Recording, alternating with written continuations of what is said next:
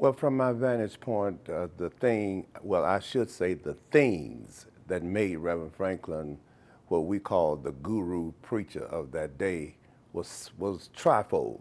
One, it was during an era when preachers did not do a lot of research on sermons. All they would do in that day is go to the Bible, get a text, tell a story, and they would put the thing in their ear or cup it a certain way so that they could hear it, because that takes the place today of the speakers that comes back to you. They will cup their ear so that they could hear their voices. And Reverend Franklin changed all of that. In other words, one of the things that they did, every sermon they taught you in that day had to close with the crucifixion, the burial, and the resurrection of Jesus. Every sermon. They taught them that in the schools, the theology schools, the one that your grandfather went to, Howell Theological Seminary, was one that they told them that no sermon had been preached until you went to the cross. Reverend Franklin was a kind of a preacher who was the first one to come out not closing or climaxing a sermon with the cross.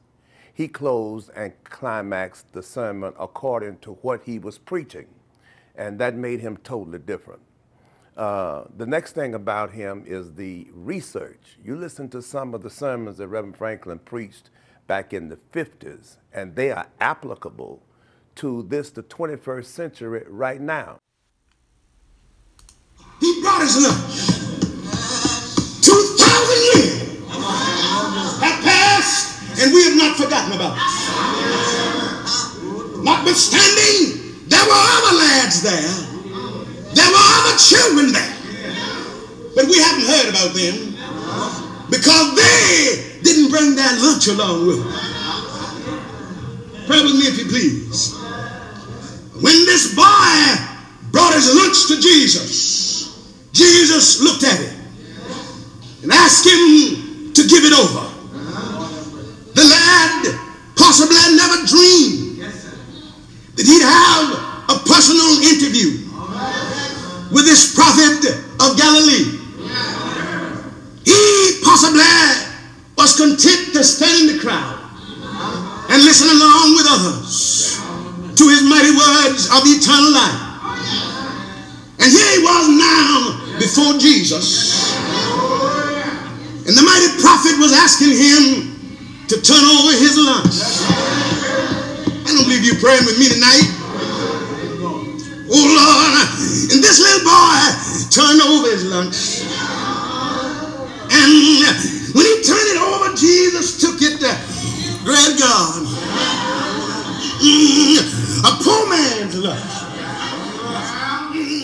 I heard him preach about the meaning of black power, and the way he ran that sermon down is a way that nobody today could do it any better. And so people appreciated a message instead of the mess all the time. When I say mess, I mean hooping.